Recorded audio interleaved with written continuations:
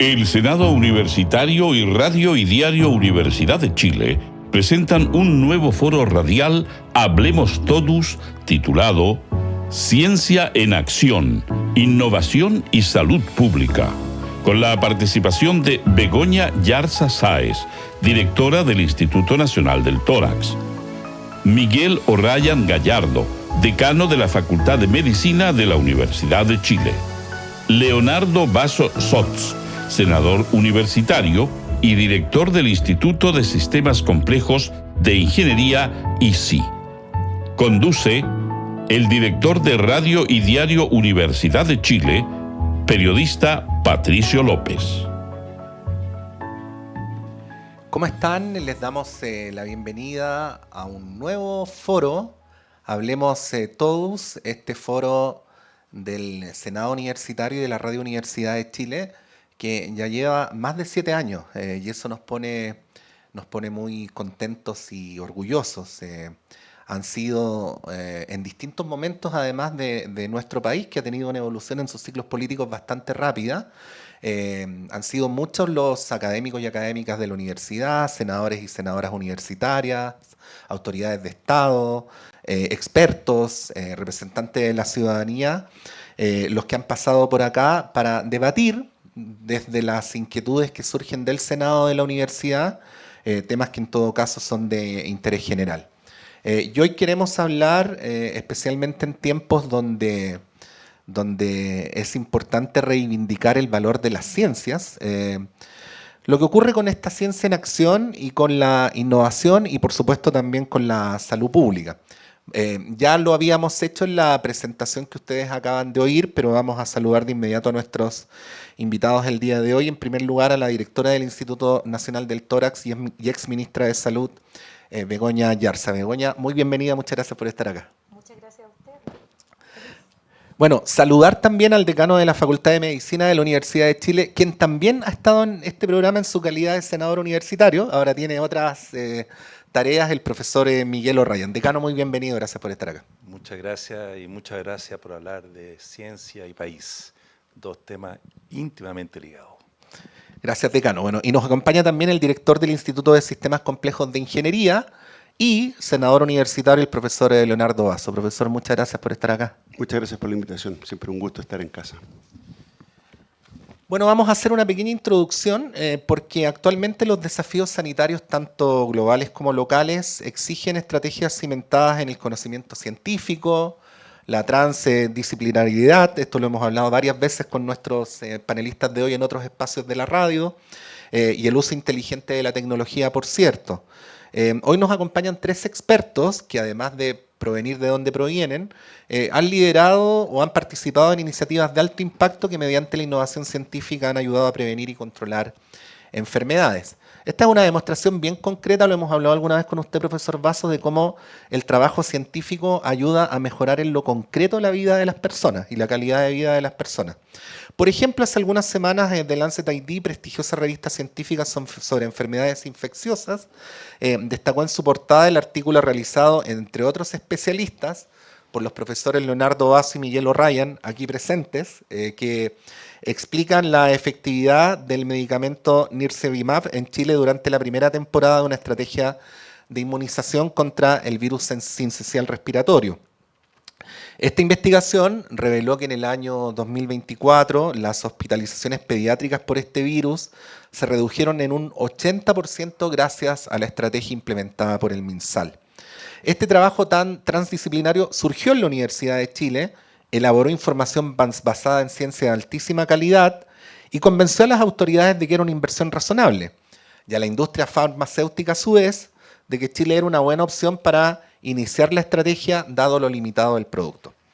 Por otro lado, el pasado 9 de mayo, el Instituto de Sistemas Complejos de Ingeniería, que dirige el profesor Basso, y el Instituto Nacional del Tórax, que dirige la doctora Begoña Yarza, firmaron un acuerdo de colaboración para desarrollar herramientas que permitan, a través de la inteligencia artificial, diagnosticar de manera más temprana el cáncer pulmonar, que es la principal causa de muerte en Chile. En este tenor, hoy vamos a reflexionar sobre el rol de la investigación e innovación para el fortalecimiento de la salud pública y acerca de las estrategias a implementar para generar respuestas efectivas y sostenibles frente a los retos presentes y futuros. Bueno, vamos a partir con las preguntas. Decano, a propósito de esta introducción, Chile ha demostrado capacidad para innovar desde la academia y el sistema público, pero se ha dicho también, y aquí hay que ver las causas profundas, que muchas veces estas innovaciones no se mantienen a lo largo del tiempo, ¿no? Que no se transforman necesariamente en políticas de largo plazo. Bueno, ¿qué nos falta para transformar esas buenas experiencias en procesos sostenibles? ¿Qué mecanismos institucionales deberían crearse? Yo agregaría cambiar, ¿no? Para asegurar que la evidencia científica de alta calidad tenga un lugar permanente y estratégico en la toma de decisiones de las reparticiones respectivas, en particular del MinSal. Quiero partir con un concepto para abrir la conversación, y yo creo que este panel es un muy buen ejemplo. Un ingeniero académico, una distinguida doctora con expertizaje en salud pública, directora de hospital, y un académico del área de la medicina, juntos pensando el desarrollo futuro. Esa unión de diferentes visiones es lo que el país necesita para abordar sus problemáticas. Ese fue el éxito que se logró finalmente en la estrategia Nirsevimab, que se logró en la pandemia, que ha sido reconocido internacionalmente. Abordar los problemas con los diferentes talentos e inteligencia que tenemos en el país. Entonces, mi primer mensaje sería el que tenemos la capacidad y tenemos que fomentar el lograr esta comunicación que yo llamo la comunicación virtuosa, y específicamente el área de salud, en los temas que nos toca, entre los implementadores de las políticas, los que tienen que hacer las cosas en los hospitales, la doctora Yarza, los directivos, y los grupos y equipos académicos por su lado. Cada uno tiene que tener capacidades para escuchar al otro, para entender y lo que necesita el otro para lograr confrontar los temas de interés común y que le interesan al país. Es lo que yo llamo esta comunicación virtuosa, que requiere de interlocutores en los espacios de decisión pública que sean receptivos. Y ojo, se nota tanto en aquellos hospitales donde están los directivos receptivos a la academia, receptivos a las universidades, que potencian el desarrollo de los hospitales. Lamentable versus aquellos que no, que ven que aquí hay un tema que hay que separar agua, que es transaccional. Eso no nos hace bien. Entonces, quisiera terminar esta primera mirada en que tenemos que hacer coalescer estas diferentes miradas en nuestras instituciones públicas, hospitalarias, servicios públicos, con la academia, para juntarnos, para conversar y crear las condiciones para ello. Y cómo crear esas condiciones podemos conversarlo más adelante. Doctora Yarza. Claro, a mí me pasa que cuando esta conjunción virtuosa se logra muchas veces a partir de cosas que están ocurriendo, o sea, que es una condición casi reactiva a un problema que aparece en nuestro país. Yo siento que Chile tiene una institucionalidad, la institucionalidad de salud, que tenemos los objetivos estratégicos cada 10 años. O sea, en Chile sí sabemos lo que queremos lograr en los próximos años al 2030. Y hablamos de salud cardiovascular, las crónicas no transmisibles, accidente cerebrovascular. Hay una serie de objetivos sanitarios que tenemos. Súper. O sea, eso es institucionalidad clara. Tenemos claros los objetivos. Y sabemos que encontrarse con la academia, encontrarse con los operadores, los que están directamente con los pacientes, y por cierto que encontrarse con la industria, no puede ser accidental, tiene que estar enfocado en ese objetivo. Entonces, yo digo, a Chile le falta una agencia de evaluación de tecnología sanitaria. Le falta un lugar donde se encuentren esos actores de forma sistemática para pensar en el país que estamos construyendo, para resolver los problemas no solo de incorporación de droga o incorporación de prácticas o incorporación de tecnología, y esa conversación en una agencia potente que logre decir, mira, aquí está la evidencia. Esta es la evidencia para el sistema sanitario público y privado. Y por tanto tenemos una conversación sistemática, permanente, acerca de los temas. cuando uno le pregunta a mucha gente, sabes que hay mucha gente que está de acuerdo que nos hace falta esa agencia de evaluación de tecnología, que evalúe la innovación, temas de calidad. Y yo todavía me pregunto, ¿por qué no lo hacemos? Porque eso haría que este espacio de encuentro fuera permanente. Y el segundo elemento es que hay un lugar donde siempre nos encontramos. Todos los centros que hacemos salud tenemos convenios docentes.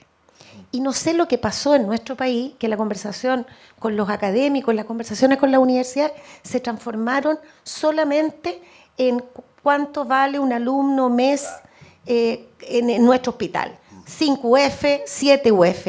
Y la conversación estratégica, lo que la universidad nos puede entregar en investigación, en innovación, pasó a un segundo plano. Entonces, cuando evalúan en la relación docente-asistencial, viene alguien a evaluarla y evalúa cuál fue la transacción que se hizo. Entonces, yo diría dos cosas. Una agencia poderosa y que la relación con los centros académicos no solo sea con la facultad que trae los alumnos, sino que sea con la universidad. Entonces, a mí me gustarían arquitectos en el instituto y más ingenieros. Me encantaría diseñadores, porque la experiencia de paciente también es muy importante el diseño. No solo alumnos de salud. Yo diría que esos dos elementos como que a mí me gustaría. Sí, profesor Basso, lo hemos conversado acá también en la radio, ¿ah? Este mecanismo de financiamiento de la investigación y de la innovación en salud a través de concursos, ¿no? Que deduzco que tienen la pretensión de, comillas, objetivizar un criterio, ¿no? Para tomar una decisión. Pero en donde parecería ser que el criterio objetivo del mérito de una postulación, primero, pesa más que la convicción del Estado respecto a sus perspectivas estratégicas o a la necesidad en largo plazo, ¿no? Pero por el otro lado, ¿con qué criterio se establece cuál sí y cuál no, ¿no? Los mecanismos de selección de cuáles son los proyectos que finalmente se apoyan. Hablemos de eso. ¿Cuál es su reflexión respecto a, bueno, cómo debería reestructurar el Estado chileno sus procedimientos de asignación de recursos y cómo deberían ser repensados los mecanismos de evaluación? Quizás todo el mundo sabe que yo en esto respiro un poco por la herida. Pero aproveche de contarlo brevemente, profesor, para darle contexto. Sí.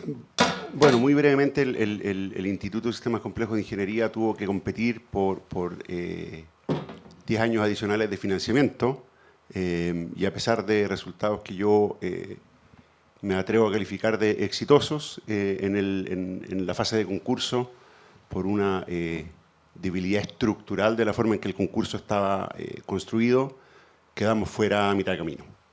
Lo que ha significado tener que hacer un escalamiento de proyectos y, por cierto, lo que sufre más son los proyectos con lo público, que eran financiados vía este concurso, y sufren menos los proyectos privados que tienen financiamiento propio, lo que es bastante lamentable. Pero estamos golpeados en el ala, pero aleteando. Pero bueno, da la oportunidad para hacer la reflexión de carácter más general, ¿no? Claro, es un buen punto. Sí. Primero, yo creo que en general en Chile los fondos se asignan de manera bastante competitiva y transparente. Tenemos un buen sistema general de revisión por pares.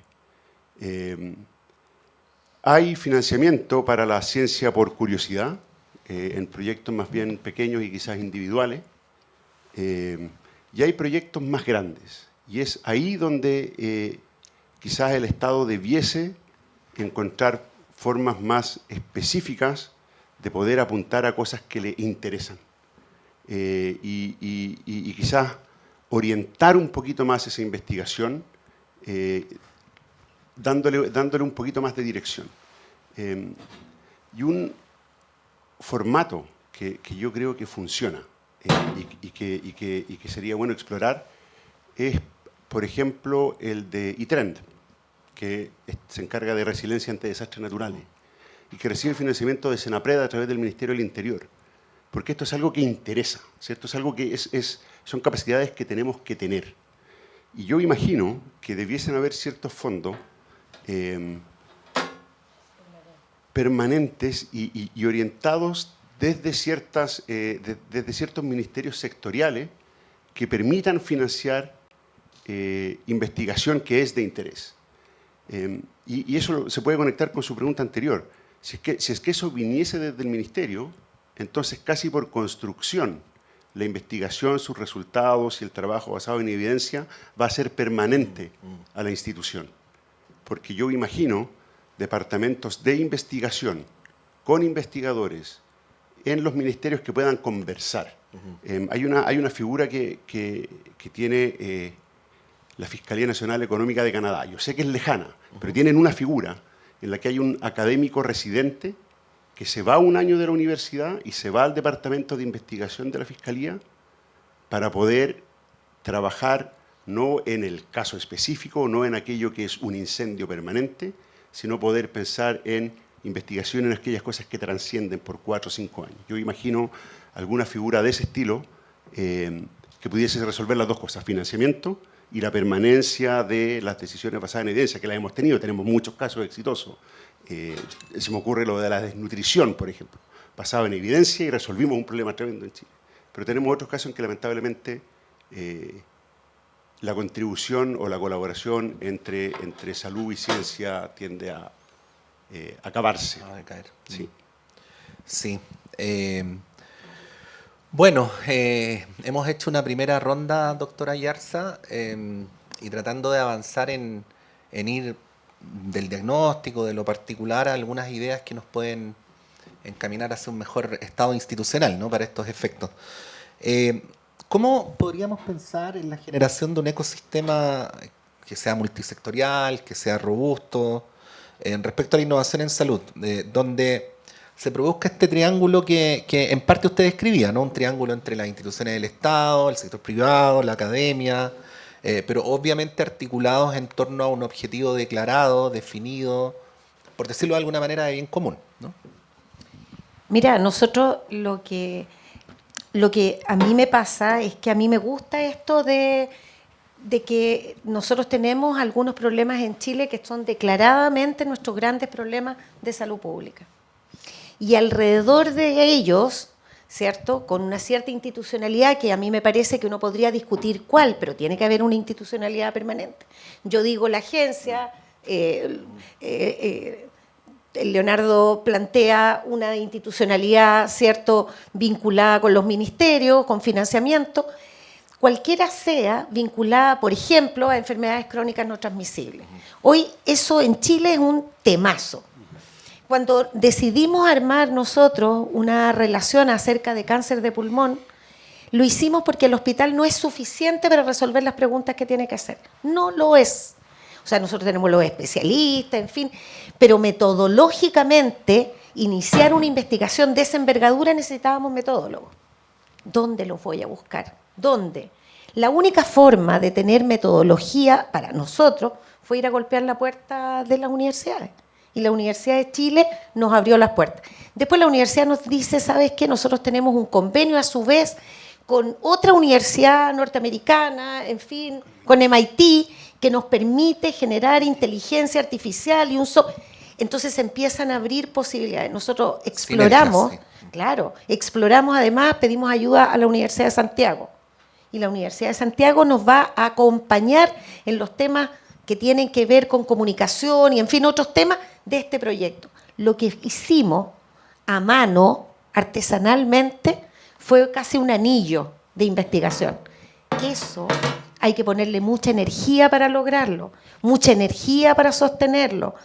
Nuestra pretensión es hacer un screening de cáncer de pulmón en 14 comunas de Santiago. Solo va a depender de que todos los que estemos ahí le pongamos fuerza, tratemos de hacer sostenible esto. ¿Quién garantiza que terminemos? ¿Quién? ¿Corre riesgo esta investigación? Obvio que corre riesgo, pues.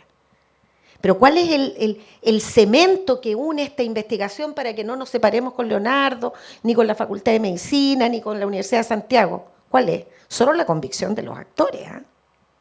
No hay más. Entonces, otros actores, distintos resultados.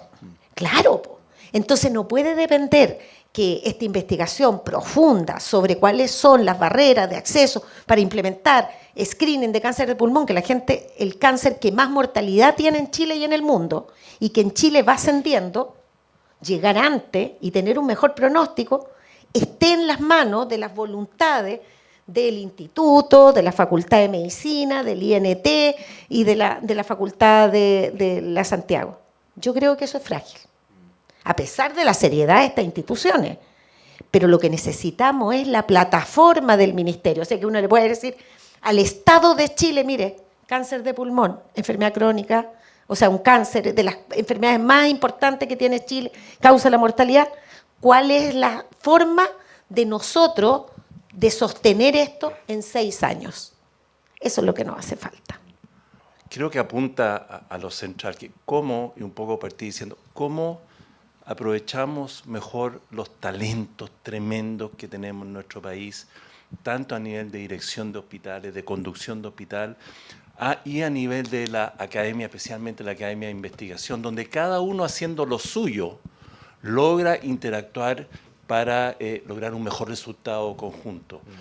Es obvio que el hospital, su responsabilidad es la salud de sus pacientes, cómo lograr las mejores condiciones para que esa salud sea la mejor posible, ¿no? En la acción. Pero no es rol del hospital llevar adelante investigación. No tiene el recurso humano, no tiene el tiempo para ello. Tendría que contratar ejércitos de investigadores. ¿Quiénes hacen eso? Eso se hacen en las universidades o institutos de investigación en algunos países, pero en Chile fundamentalmente las universidades de investigación. ¿Y por qué hacemos investigación en las universidades? Porque a través de la investigación formamos a las nuevas generaciones, que es nuestra tarea fundamental. Entonces, ve cómo estamos haciendo conjunción de objetivos de cada una de las instituciones en su expertizaje para que trabajando juntos logremos abordar nuevamente, juntando nuestros talentos, de la mejor manera los problemas del país. Y Chile ha mostrado ejemplo en esto, lo dijo Leo, en la nutrición infantil, con la creación del INTA. Chile fue pionero mundial en esto, reconocido. Durante la pandemia, lo que se hizo con toda la elaboración de vacunas, trabajando juntos, sistemas públicos, universidades, también las principales revistas del mundo, y ahora con lo del VRS. Esa es la invitación. Y atraer esto también al sector privado, que está enmarcado dentro de. El sector privado también tiene que jugar un rol fundamental en esta asociación, esta triple o cuádruple hélice, porque también ahí hay mucho talento y hay mucho deseo de hacer también el bien para nuestra población.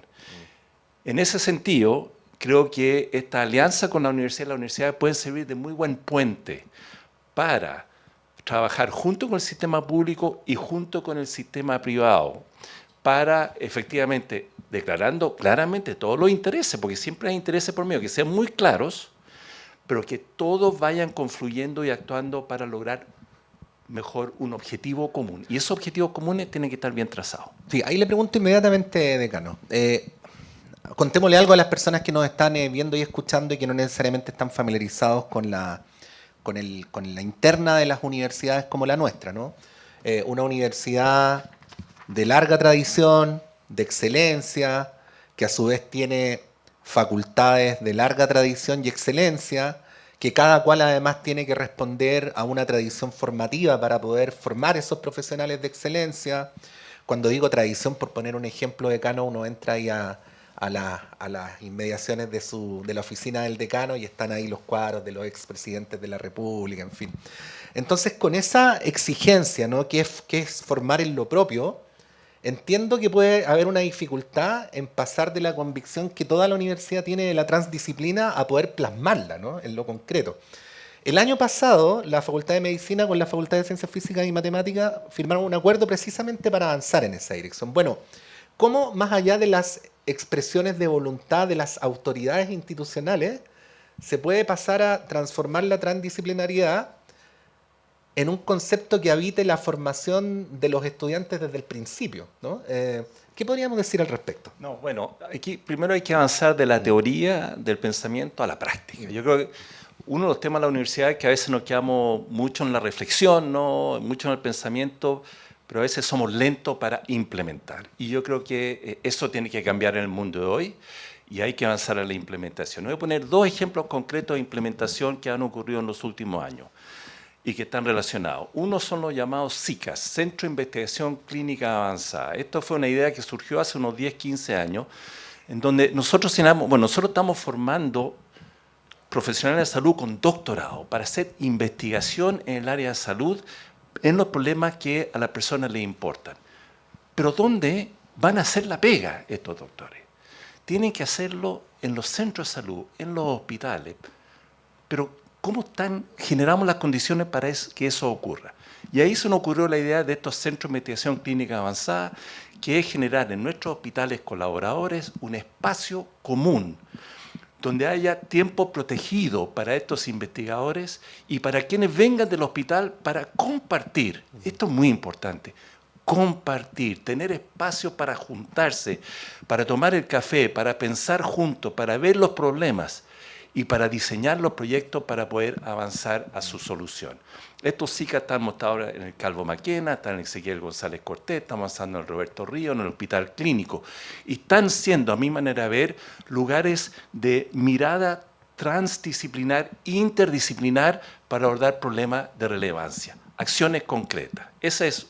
Y ahí van desde profesionales a estudiantes de posgrado a estudiantes de pregrado, que es la manera de ir entonces transmitiendo esto además a todos los diferentes actores. Y la segunda iniciativa fue efectivamente avanzar a cómo estrechamos lazos con los ingenieros.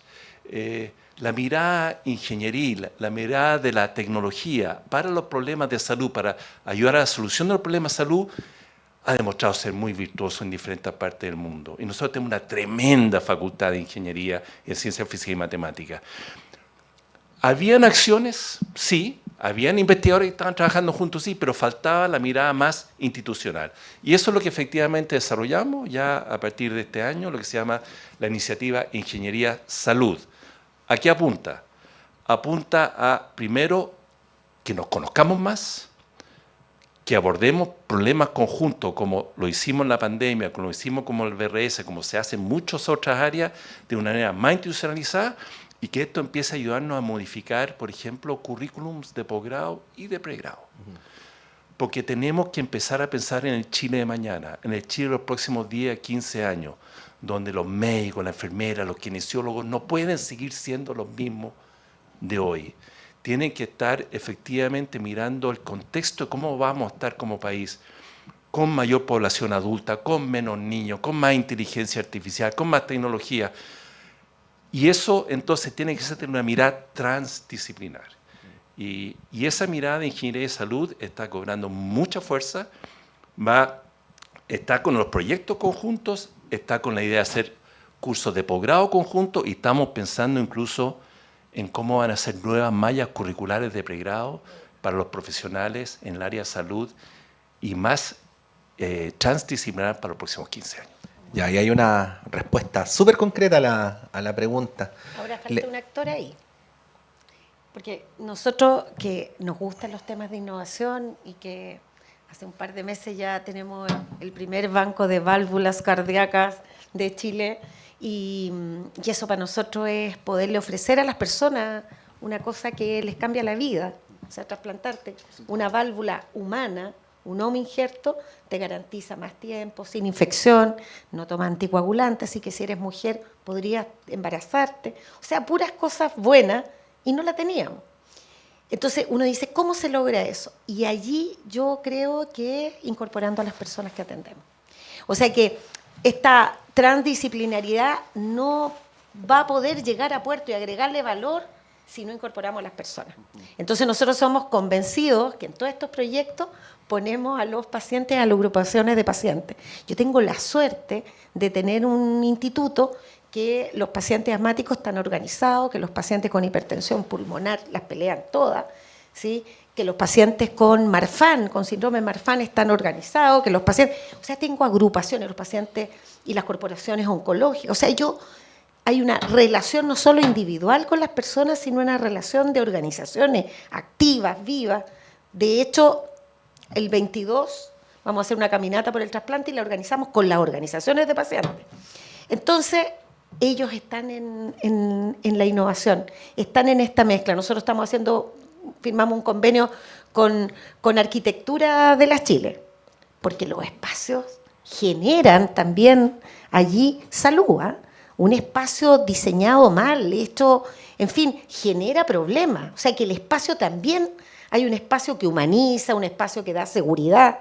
Entonces hicimos un convenio. Entonces, el convenio con ingeniería, nosotros recibimos gente de ingeniería de Boschef. Entonces empiezas a ampliar y los pacientes, porque ellos son los que testean y de verdad ponen si lo que estamos haciendo le agrega valor o no. Porque si no, uno se puede perder. Sí, le quiero extender la misma pregunta que le hacía al decano Ryan, profesor Basso, recogiendo además lo que señalaba la doctora Yarza, y haciendo mención, porque es bueno rememorar que esta colaboración transdisciplinaria, aparte de lo que mencionábamos al principio, de los aportes que ha significado para enfrentar el virus sincicial, también lo fue de manera muy importante durante la pandemia. Usted, decano Ryan, hacía alusión a eso. Bueno, misma pregunta para el profesor Basso, que además de dirigir el Instituto de Sistemas Complejos de Ingeniería, es académico de la Facultad de Ciencias Físicas y Matemáticas, que es otra de las facultades que juega un rol muy importante en este tipo de conversaciones. Yo quisiera decir que en el caso de la transdisciplina en ingeniería y salud, que es quizá más reciente en términos de ingeniería y salud pública, y es más antigua en términos de aquellas cosas que los ingenieros hacemos mejor. Vamos a organizar turnos y cosas de ese estilo. Lo de salud pública es más reciente. Esto quizás funcionó un poco al revés. Fueron diferentes, no sé si llamarle casualidades, que permitieron que en ingeniería y salud pública la transdisciplina comenzara a operar. Yo conocía a Miguel O'Ryan como senador universitario y después como infectólogo. Y fue de esa manera que dijimos, oye, acá hay algo que podemos hacer en temas de COVID. Yo creo que lo que ocurre con ingeniería y salud es que nosotros mostramos que funciona, hicimos cosas y llegamos a terreno. Y hemos mostrado que hemos aprendido. A mí me gusta contar la historia de aquella vez que estamos con el doctor Juan Pablo Torres en una reunión entre ingenieros e infectólogos, y el doctor Torres dice, un poquito más baja, y eso no podríamos hacer una simulación de Monte Carlo. Lenguaje nuestro. Y tenía razón. Era una buena idea. Entonces, eso es transdisciplina real. Claro. Esta semana, de miércoles a viernes, es la conferencia de la Sociedad Latinoamericana de Infectología Pediátrica en Puerto Varas, en Chile. Y la conferencia inaugural la voy a dar yo, un ingeniero, para hablar de transdisciplina en ingeniería. Estamos llegando a eso. Y lo que me gusta de este convenio entre medicina y la Facultad de Ciencias Físicas y Matemáticas es que ahora no es solo papel, sino que está construida sobre bases que tenemos. Y lo que trata de asegurar este convenio es justamente lo que conversábamos antes, que las cosas no dependan de las personas, sino que puedan trascender a las personas e institucionalizarse. Pero lo que es muy bonito es que tiene una demostración de que las cosas pueden ocurrir y, como decía la doctora Yarza, llegar a terreno, llegar al paciente, llegar al tomador de decisiones, llegar al personal de salud. Ya, estamos viendo, profesor Basso, el vaso medio lleno, porque indudablemente hay agua en el vaso, este convenio al que usted hacía mención después, pero ahí le pregunto cuán lejos o cuán cerca estamos de que esto sea una política nacional, ¿no? No una política de una universidad, de una política entre dos facultades. Yo diría que no estamos tan cerca. Tenía aquí dentro de mis notas esto de que durante COVID logramos terminar trabajando muy bien con el Ministerio de Salud. Yo tuve muy buena relación y muy buen trabajo con la subsecretaria Daza, con el subsecretario Duñac, con el ministro París. Y venía el cambio de gobierno y uno se preguntaba, ojalá esto continúe. Pero tuvimos la suerte que llegó la doctora Yarza al ministerio y nos llamó de inmediato y dijo, sigamos. Pero no está institucionalizado. Después de la doctora Yarza vino la doctora Aguilera, pero no sabemos qué es lo que viene. Y si alguna persona decide que no hay más conversación, no hay más conversación. Entonces no estamos institucionalizados. Lo que sí se mantiene, yo digo que siento que hay un cambio, es en los equipos técnicos. Los equipos técnicos se mantienen. Y con ellos uno puede mantener conversación porque no dependen del ciclo político. Y esa es una conversación que se ha ido robusteciendo. La gente que está ahí en el ISP, en el PNI, en Dijera, son muy buenos equipos con los que uno puede mantener conversación. Pero no hay algo institucionalizado que sea independiente de las personas aún. Decano Sí, O'Ryan. Patricio, yo diría que aquí es donde yo hubiese, mi deseo hubiese sido que el Ministerio de Ciencia hubiera jugado un rol más decidor. Porque uno piensa que un Ministerio de Ciencia debiera ser un gran articulador de la ciencia justamente para el beneficio país, ¿no?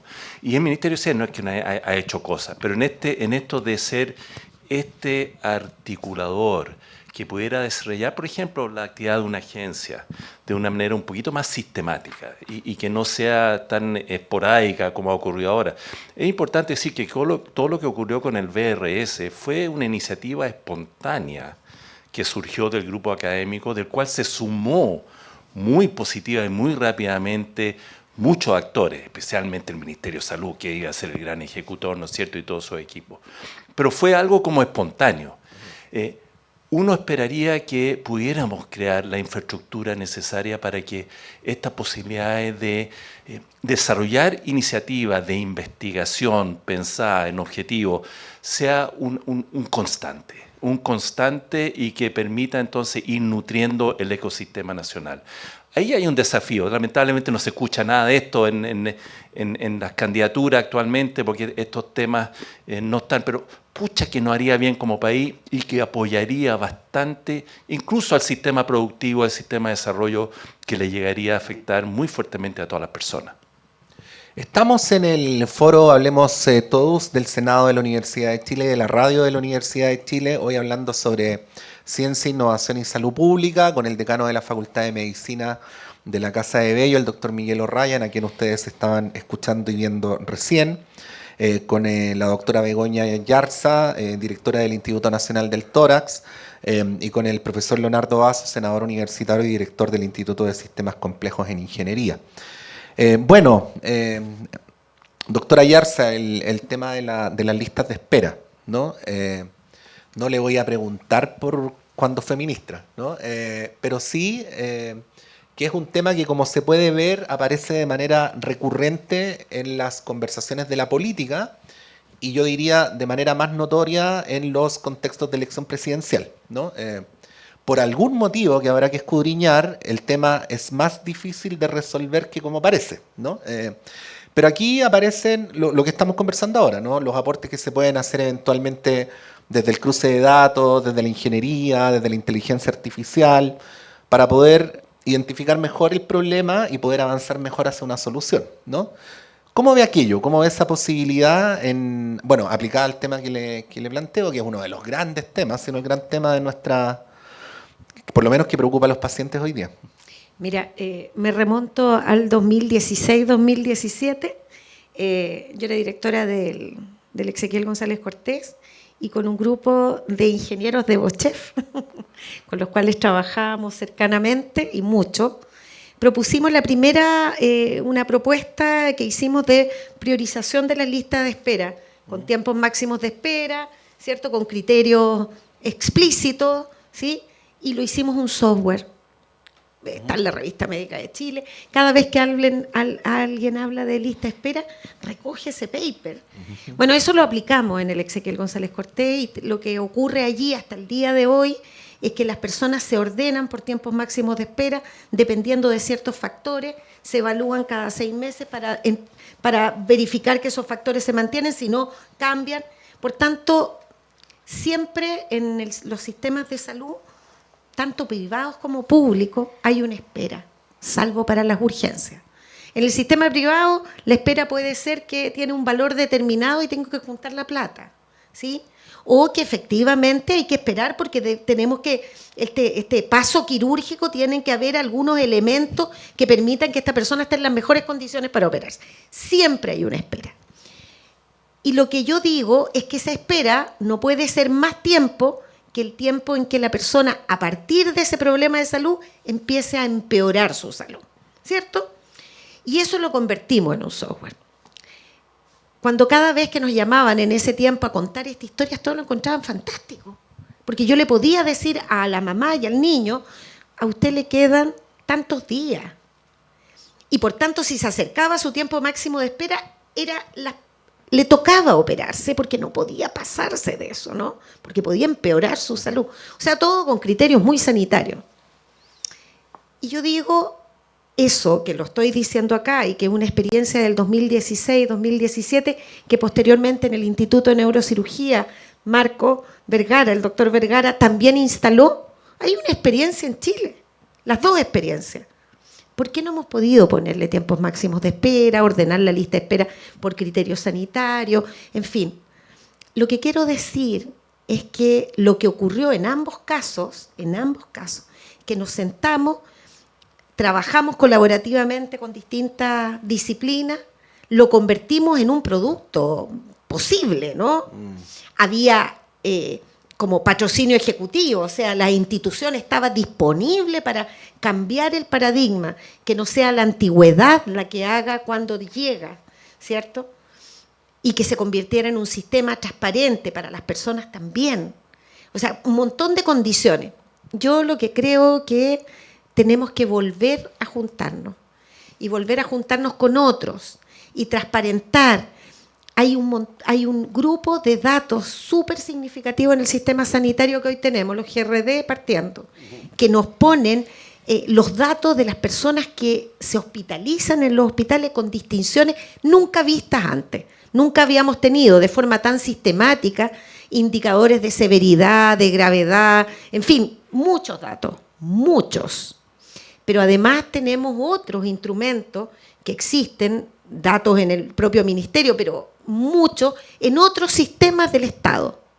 O sea que nosotros podríamos, como Estado, unidos con gente que sabe de base de datos, en fin, podríamos construir ciertos criterios posibles para ordenar y poner estos tiempos máximos y empezar a priorizar. Vamos a partir por la lista de espera oncológica, vamos a partir por la lista de espera y vamos a empezar a que la espera no sea una espera incierta, que a mí me digan, mira, usted este problema de salud no le va a pasar nada siempre y cuando su condición esté estable, 6 meses, 9 meses.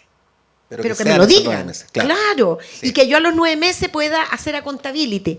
Vaya y golpee la puerta y le digo, oiga, eran 9 meses. Ah, no, sí, tiene toda la razón. Por favor, el próximo mes nos retrasamos, disculpa. Pero esto de la incerteza de cuándo va a ser, la llamamos, y yo voy a estar esperando la llamada, es el peor de los mundos. Entonces yo digo, hay experiencias chilenas, la hicimos con la Facultad de Ingeniería, lo hicimos desde la salud pública y yo creo que hay que explorar esto de ponerle tiempos máximos, que signifiquen que tenemos ambos, tú paciente, yo sanitaria, tenemos una métrica por la cual tú me puedes pasar la cuenta, es transparente, son condiciones sanitarias, no es arbitrario. Yo creo que esas cosas sí se pueden construir. Sí, profesor Basso, extendamos la pregunta al manejo en general de los datos de la salud pública. Déjeme decir 2 cosas introductorias con un afán meramente didáctico para quienes nos están escuchando.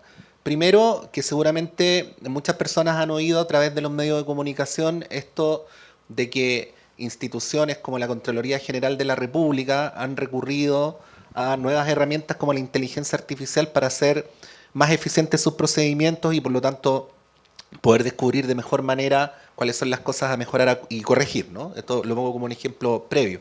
Pero luego aplicado a la salud pública, y voy a describir algo coloquialmente solo para que quienes nos están siguiendo en esta transmisión se lo figuren. Hay que pensar en cada usuario de la salud, por cada recinto de salud, por cada prestación, por cada unidad territorial, llevado todo eso al nivel central para transformarlo en diagnóstico y luego en política, ¿no? Ese es el desafío, lo acabo de describir así de manera muy somera. Bueno, todo esto que estamos hablando, la transdisciplinariedad, la incorporación de cruces de datos, de inteligencia artificial, ¿cómo puede contribuir a que las políticas de salud pública terminen al final del día siendo más eficientes para los usuarios? Patricio, el tema de la lista de espera es un tema, hay que decirlo, es muy difícil y es muy difícil internacionalmente. Esto sucede en Canadá, a su sede en el Reino Unido. En Suecia, que es nuestro. En Suecia. Y es muy complicado porque hay muchos factores que se involucran en la espera de un paciente. Y entender esos factores requiere integrar muchísimos datos y masticarlos. Yo cuento la historia de cuando estábamos trabajando con el ministerio en 3 o 4 temas que estaban orientados a tratar de entender por qué existe espera. Y para eso hicimos 3 reuniones de cerca de 4 horas para entender las diferentes fuentes de datos que el ministerio tiene. Y venían diferentes personas de diferentes partes del ministerio a explicar los datos al equipo de ingenieros y a otra gente en el ministerio. Y claro, y ocurría que alguien en el ministerio decía, tú tienes ese dato que el después, me encantaría haberlo sabido. Es ese tipo de cosas las que sucede. Y las que idealmente no deberían suceder. Y claro, se ha hecho un esfuerzo enorme en ello, pero se entiende, porque cada unidad está resolviendo un cierto problema. Y el problema es cuando todas esas cosas se integran, de repente cuál es el cuello de botella se nos pierde. Entonces el foco de la ineficiencia entre medio de toda esta nube puede estar en algo tan sencillo, y esto es una historia que yo escuché, como que se pierde casi una hora de pabellón que se podría ganar si es que se prendiera la calefacción 15 minutos antes, por ejemplo. Y descubrir todo esto es sumamente importante porque al final lo que vamos a tener que hacer, acá hay un problema de recursos, vamos a tener que invertir, pero queremos invertir esa plata bien, queremos poner esa plata donde efectivamente va a rendir más. Ahora, ¿de qué manera entran las tecnologías? Todo lo que yo estaba conversando tiene que ver con analítica de datos. Las tecnologías como la inteligencia artificial nos van a permitir hacer cosas que podrían ser más complicadas. Integrar bases de datos podía significar un trabajo manual durísimo. Uno puede construir ahora mediante inteligencia artificial, búscame este dato, ponlo en este formato y hazlo conversar con este otro. El avance de los LLM nos permite obtener información muy rápidamente de grandes textos, de texto no estructurado, que nos permite recopilar muy rápidamente información que antes tomaba décadas. El ejemplo de Fiscal Heredia, en otra disciplina, el uso de inteligencia artificial para la investigación de casos en fiscalía, hizo reducir la extracción de información de 8 o 9 meses a 5 minutos. Entonces tenemos ahora herramientas, pero yo quiero seguir diciendo que la inteligencia artificial no es magia, nos va a servir para ciertas cosas, pero seguimos teniendo que mirar, y esto de las muchas fuentes de datos es una realidad aquí y en la quebrada del Ají en Suecia. Patricio, si puedo agregar un solo punto sobre la inteligencia artificial, y esto lo he escuchado en varias conferencias. La inteligencia artificial claramente va a hacer una diferencia, y lo dijo muy bien Leo, cómo tú puedes acortar, y todo de alguna manera que estamos empezando a usarlo, acortar tiempos de una manera brutal, y lo puede hacer muy bien. Pero la inteligencia artificial, yo creo que de acuerdo, nunca va a reemplazar a la necesaria inteligencia humana. Y esto es muy importante, la inteligencia humana es la que tiene que hacer las preguntas correctas a la inteligencia artificial. Y esas preguntas, absorber las respuestas que vienen de la inteligencia artificial, que no son siempre exactas, no siempre tienen, a pesar de que miran base de datos enorme, aspectos coyunturales que defina la solución que uno quiere. Pero va a ser un instrumento y una estrategia fundamental para mejorar y apurar soluciones. Pero no va a reemplazar a la inteligencia humana. ¿Y qué significa eso? Que nosotros en la universidad tenemos que seguir formando a las inteligencias humanas capaces de ir interpelando, interpretando, perfeccionando a la inteligencia artificial. Bueno, hemos hablado de grandes temas de nuestro tiempo, de cómo el diálogo académico, este concepto que parece de las universidades y de los científicos, la transdisciplinariedad, es en realidad un concepto que tiene por propósito acrecentar el acervo de las instituciones para poder mejorar la vida de la gente y muy en particular en lo que nos ha convocado hoy día, que es el tema de la salud pública. Así es que este programa en realidad es para cualquier persona que concurra a un servicio de salud pública para que pueda saber cómo se están pensando estas cosas y cómo dar saltos importantes en nuestras políticas. Queremos agradecer la presencia del profesor Leonardo Basso. Muchas gracias, profesor, por haber venido. Mucho gusto. A la doctora Begoña Ayarza, muchas gracias. Encantada. Y al decano Miguel O'Ryan, muchas gracias, decano. Muchas gracias. Ha sido una tremenda alegría y muy aleccionadora esta conversación. Muchas gracias. Si queremos aprovechar antes de cerrar, de darle las gracias a nuestro equipo, sin el cual este programa no sería posible, por parte del Senado de la Universidad, Claudia Montesinos, Jorge Águila y César Ramírez, muchas gracias. Y por el lado de la Radio Universidad de Chile, Alexis Caete y Ricardo Ramírez. Muchas gracias por su sintonía y sigan en la compañía de Radio Universidad de Chile.